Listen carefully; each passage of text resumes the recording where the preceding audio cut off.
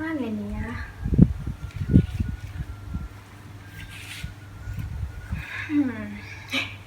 Kenapa kok kayaknya depresi kali?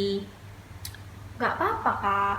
Hmm, Tapi kan kak, sebenarnya ku curi uang mamaku untuk apa?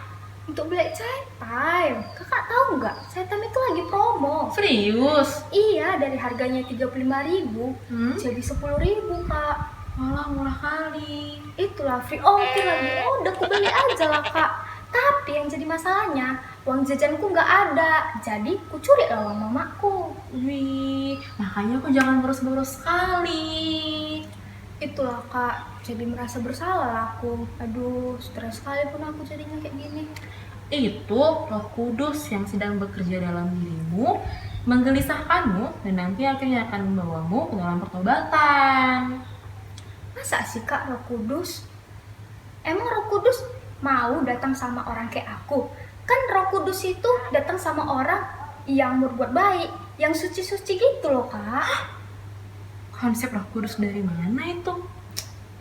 Dari pokoknya dari sana lah kak, ada ku dengar orang ngomong kayak gitu.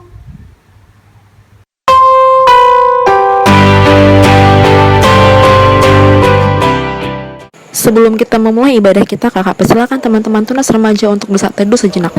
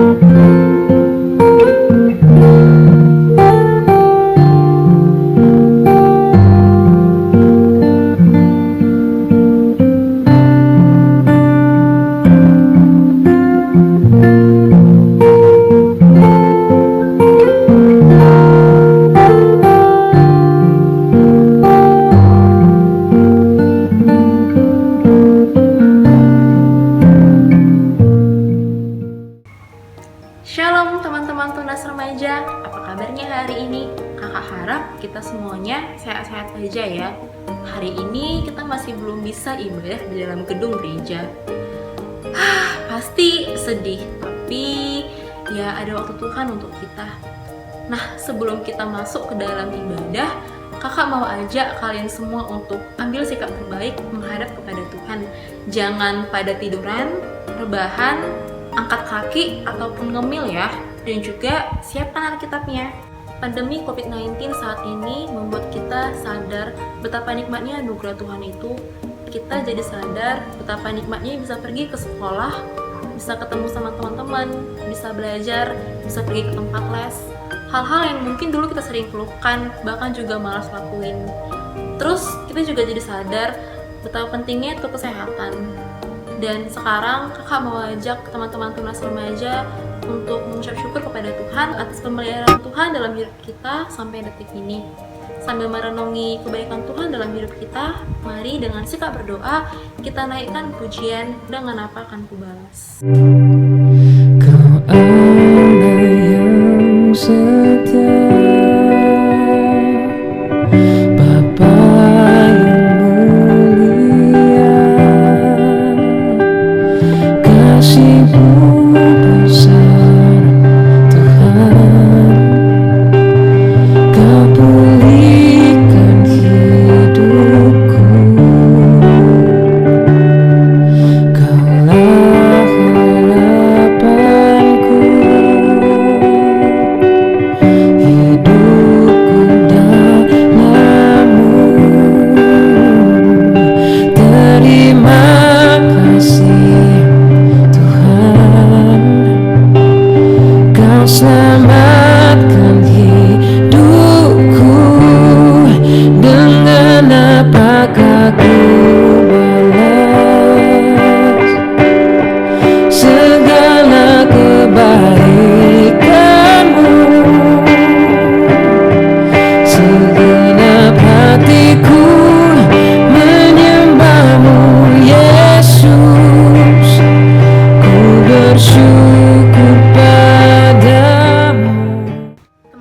Tunas Remaja, mari kita mengucap syukur kepada Tuhan dan juga buka ibadah kita dalam doa.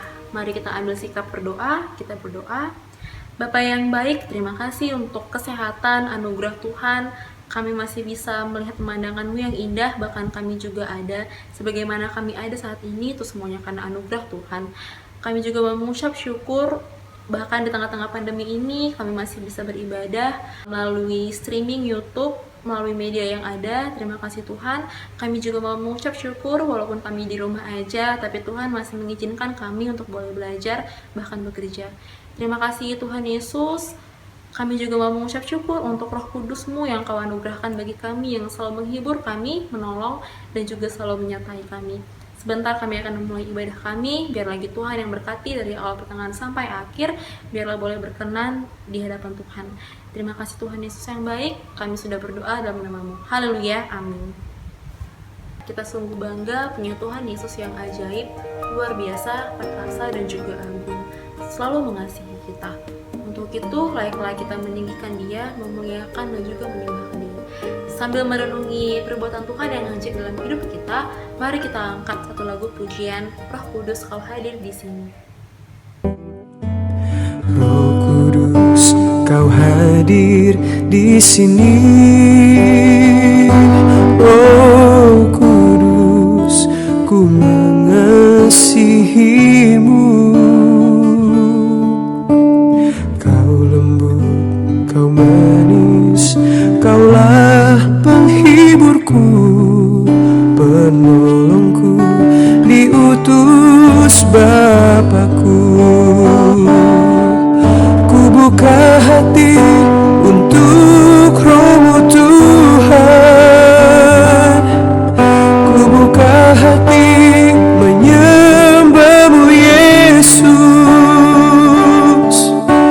Jamahlah kami, penuhi kami dengan kuasa Allah Maha Tinggi.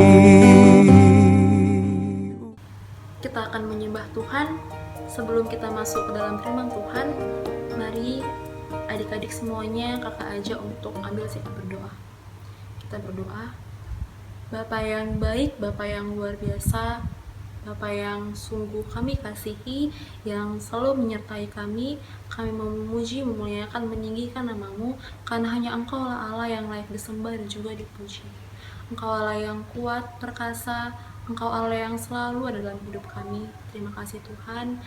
Bapa, sebentar kami akan mendengarkan firman-Mu, biar lagi Allah Roh Kudus yang terus membimbing kami, memberikan kami pengertian, dan kami juga memperendahkan hati di hadapan-Mu, biar lagi Tuhan tolong supaya kami siap untuk ditaburi benih firman Tuhan.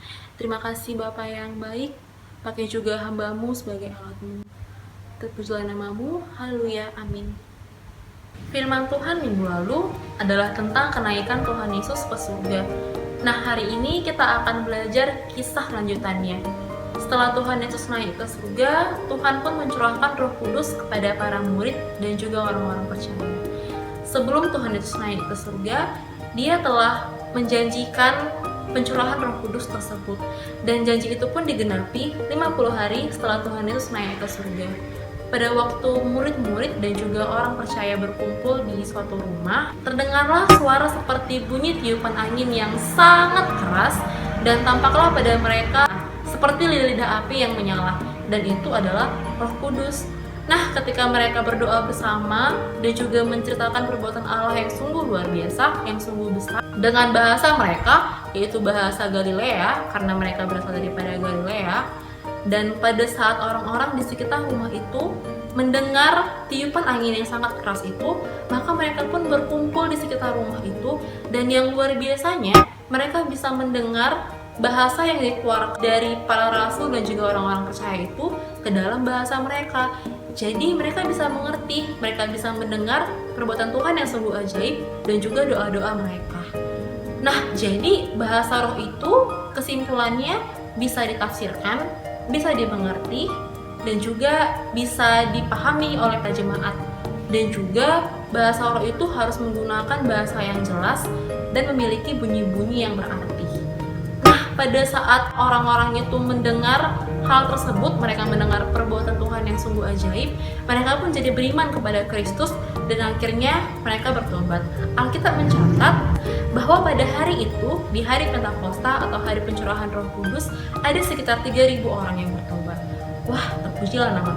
Nah, untuk mengetahui lebih jelas, lebih dalam apa itu Roh Kudus, yuk kakak mau ajak teman-teman Tunas Remaja untuk menonton video ini. Selamat menonton. Jika kita pernah mendengar frasa Roh Kudus dan kita ingin tahu artinya, dari mana kita harus memulainya? Ya, kita harus memulainya dari halaman pertama pada Alkitab, di mana dunia yang belum berbentuk digambarkan sebagai tempat yang kacau dan gelap ini. Tapi kemudian, di atas kekacauan ini, Roh Allah hadir, melayang-layang, siap membawa kehidupan, keteraturan, dan keindahan. Oke, tapi apa itu Roh Allah? Ya, jadi Roh adalah cara penulis Alkitab berbicara tentang kehadiran Allah secara pribadi. Kata dalam bahasa Ibraninya adalah ruach. Ruak? Ya, benar. Tenggorokan kita harus benar-benar bersih di akhir pengucapan. Jadi, apa itu? Ruach dapat merujuk kepada sejumlah hal yang berbeda. Namun kesamaan umumnya adalah energi. Energi? Kok bisa? Jadi ada energi yang tak kelihatan yang membuat awan bergerak atau cabang-cabang pohon bergoyang. Benar, angin. Jadi, dalam bahasa Ibrani, itulah ruach. Oke, Sekarang, tarik nafas panjang. Kamu dapat merasakannya bukan? Di dalam? ya, udaranya? Ya, tepatnya energinya. Benar, tenaga yang ada pada tubuhmu yang kamu dapatkan dari bernafas dalam-dalam, itu juga adalah ruach. Dan ini adalah kata yang sama yang digunakan dalam Alkitab untuk menggambarkan kehadiran pribadi Allah. Sama seperti angin dan nafas yang tak kelihatan, Roh Allah juga tak kelihatan. Angin sangat kuat, dan demikian juga Roh Allah sangat kuat. Dan sama seperti nafas yang menjaga kita tetap hidup, Roh Allah pun menopang semua kehidupan. Ya, ruak. Nah, seiring kita melanjutkan kisah di Alkitab, kita melihat ruach Allah memberikan kekuatan khusus bagi orang-orang untuk melakukan tugas-tugas tertentu. Orang pertama di Alkitab yang mengalami hal ini adalah Yusuf. Roh Allah memampukan dia untuk memahami dan mengartikan mimpi. Dan kemudian terjadi pula pada seorang pria bernama Besalel, dan dia adalah seorang seniman. Roh Allah memperlengkapi dia dengan hikmat dan keahlian. Dia diberikan kecerdasan kreatif untuk membuat benda-benda yang indah di bait suci. Kemudian kita juga melihat ruach Allah memperlengkapi sekelompok orang yang disebut para nabi. Mereka dapat melihat segala hal yang terjadi dalam sejarah dari sudut pandang Allah. Itu benar sekali. Dan inilah masalahnya seperti yang dilihat para nabi. Sementara ruach Allah telah menciptakan dunia yang sangat baik, manusia justru menyerah pada kejahatan. Mereka telah melepaskan kekacauan di dalamnya melalui ketidakadilan mereka. Sebuah ketidakteraturan jenis baru. Ya, dan para nabi berkata bahwa roh akan datang, seperti pada Kejadian pasal 1. Tetapi sekarang, dia datang untuk mengubahkan hati manusia, untuk memampukan manusia untuk benar-benar mengasihi Allah dan orang lain. Bagaimanakah roh Allah yang aktif dan baru ini akan terjadi? Nah, berabad-abad telah berlalu dan kita diperkenalkan kepada Yesus. Dan di awal misinya, ada adegan menarik di mana Yesus dibaptis di air sungai Yordan. Ya, langit terbuka dan roh Allah datang dan menghinggapinya seperti seekor burung. Kisahnya menyebutkan bahwa roh Allah memperlengkapi Yesus untuk memulai ciptaan baru. Dan kita melihat ini terjadi ketika ia menyembuhkan orang atau mengampuni dosa mereka. Dia menciptakan hidup di mana dulunya ada kematian. Nah, waktu itu, para pemimpin Israel menentang Yesus dan mereka akhirnya membuatnya dihukum mati. Meskipun demikian, roh Allah tetap bekerja. Murid-murid Yesus yang paling awal melihat dia bangkit dari kematian mengatakan bahwa kuasa roh Allah lah yang membangkitkan Yesus. Ini adalah awal dari ciptaan yang baru. Ya, dan ini masih terus terjadi. Ketika Yesus menampakkan dirinya pada pengikut-pengikut terdekatnya, dia menghembuskan nafasnya pada mereka dan berkata, "Terimalah Roh Kudus." Dan segera setelah itu, dengan penuh kuasa, Roh Kudus hingga pada murid-muridnya. Sehingga mereka dapat menjadi bagian dari ciptaan yang baru ini dan memberitakan kabar baik dan belajar untuk hidup dengan energi dan pengaruh dari roh Allah. Dan hari ini, roh tersebut masih melayang-layang di tempat-tempat yang gelap. Ya, mengarahkan orang-orang kepada Yesus, mengubahkan dan memperlengkapi mereka supaya mereka dapat mengasihi Allah dan orang lain. Dan orang-orang Kristen berharap bahwa roh itu akan menyelesaikan tugas tersebut. Kisah Alkitab berakhir dengan sebuah visi bahwa manusia yang baru hidup dalam dunia yang baru yang dipenuhi dengan kasih Allah dan Roh yang memberi hidup. Allah Bapa itu merencanakan keselamatan dalam kekekalan, sementara Allah Anak menggenapi rencana keselamatan dalam sejarah, dan yang terakhir adalah Allah Roh Kudus yang adalah pribadi ketiga daripada Allah yang mengerjakan keselamatan dalam diri para orang percaya sebelum Kristus datang untuk kali yang kedua. Roh Kudus datang kepada manusia untuk menyadarkannya akan dosa dan juga menginsyafkannya. Dosa berarti rusaknya relasi manusia dengan Tuhan. Nah, dosa itu nggak melulu tentang perbuatan, tapi juga dari pikiran. Kalau kita menolak Yesus, tidak mengakui kuasanya, meskipun kita nggak melakukan perbuatan jahat, itu juga dosa. Contohnya, kalau ada orang yang bilang, aku pintar karena aku itu rajin belajar, bukan karena Tuhan. Nah, itu juga dosa, karena dia nggak mengakui campur tangan Tuhan pada waktu dia itu belajar. Dan kalau misalnya ada orang yang bilang, aku ini sehat karena aku suka makan sayur dan juga berolahraga, tanpa dia mengakui kalau kesehatan itu anugerah daripada Tuhan, nah itu juga dosa. Roh Kudus datang kepada manusia untuk menyadarkan kita akan dosa dan juga membuat kita mengakui kuasa Tuhan dan akhirnya kita menerima Yesus. Belajar dari Alkitab, kita jadi tahu ya kalau orang-orang yang dipenuhi Roh Kudus itu adalah orang-orang yang memuliakan nama Tuhan. Sama seperti Yusuf dan juga Bezalel yang dipenuhi Roh Kudus dan diberikan Tuhan kemampuan untuk membuat alat-alat suci di bait Allah, alat-alat yang indah, dan juga Yusuf yang bisa mengartikan mimpi. Mereka melakukan semuanya itu untuk kemuliaan nama Tuhan supaya banyak bangsa mengetahui hebatnya Allah mereka. Nah, harusnya sama seperti kita ketika kita itu pintar akademik atau pintar keterampilan, pintar menarikah, menggambar, atau bermain musik, maka selayaknya kita memuliakan nama Tuhan melalui itu semuanya, bukan meninggikan diri.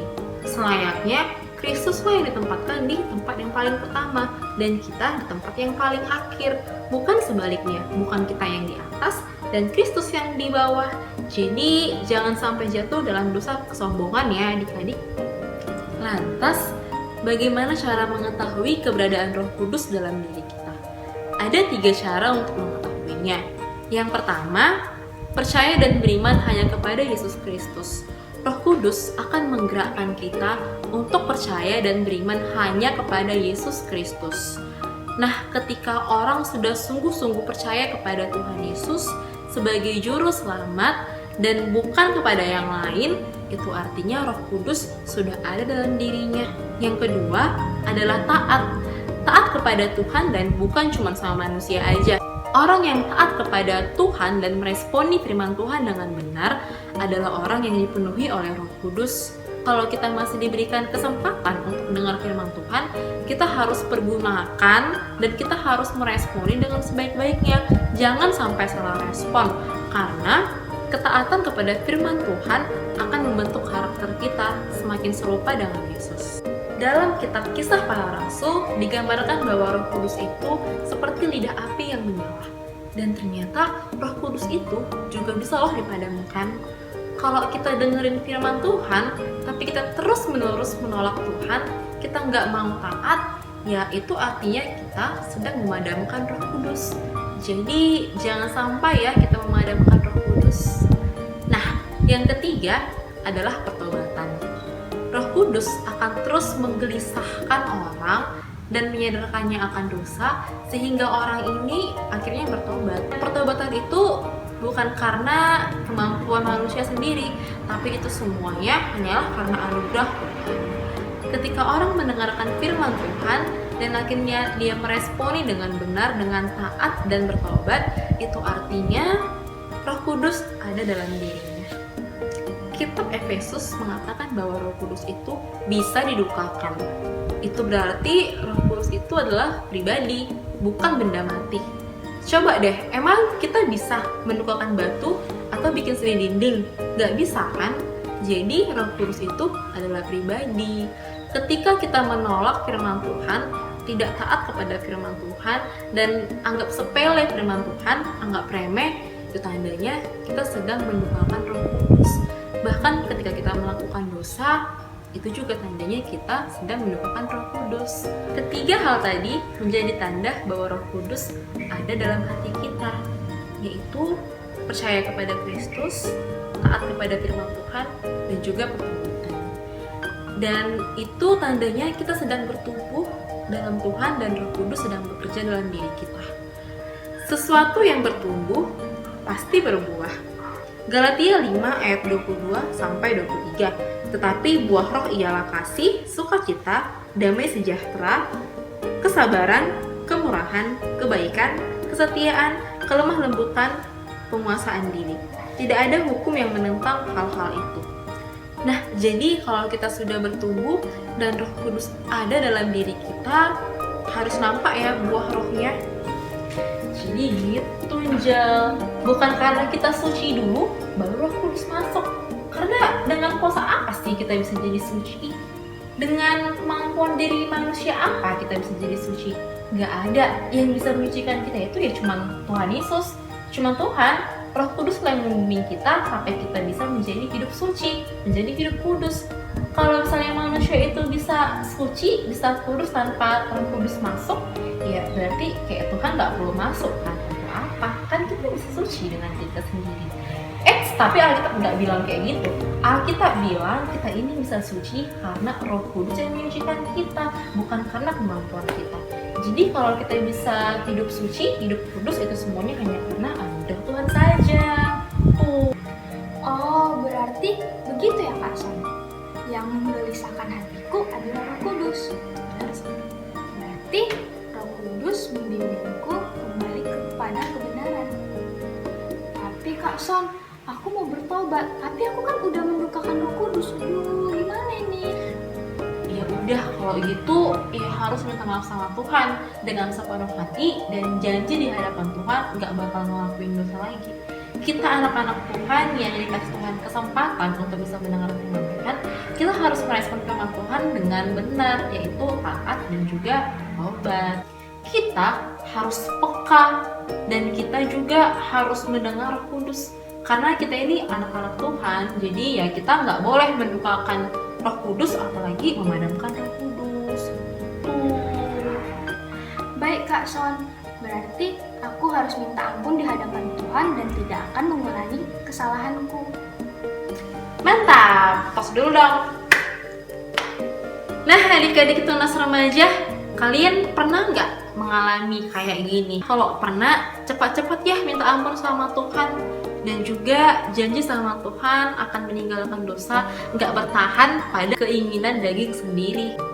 Ayat hafalan kita hari ini terambil dari Galatia 5 ayat 22 sampai 23a. Galatia 5 ayat 22 sampai 23a. Teman-teman tunas remaja harus hafal ya. Nanti setelah hafal, videonya boleh dikirimkan ke grup tunas remaja. Ingat, jangan tunggu-tunggu temannya duluan, baru kalian kirim. Gak apa, kalau udah hafal langsung kirim aja ya. Sekarang ibadah kita telah berakhir, kita akan membentuk ibadah kita dalam doa. Teman-teman tunas remaja semua, kakak ajak untuk ambil sikap berdoa yang baik. Mari kita berdoa.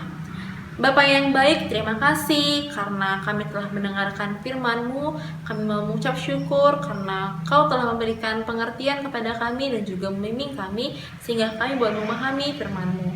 Tuhan, tolong kami dalam melaksanakan firman-Mu dalam hidup kami sehari-hari. Tolong kami juga supaya kami peka kepada suara Roh Kudus dan juga supaya kami sanggup untuk meninggalkan keberdosaan kami dan hanya mengarahkan hati kami kepadamu dan untuk memuliakan nama-Mu saja.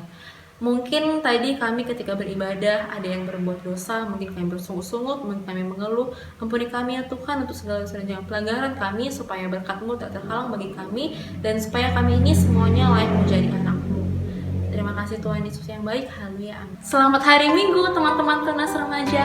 Sampai jumpa di ibadah kita minggu depan ya. Tuhan Yesus memberkati.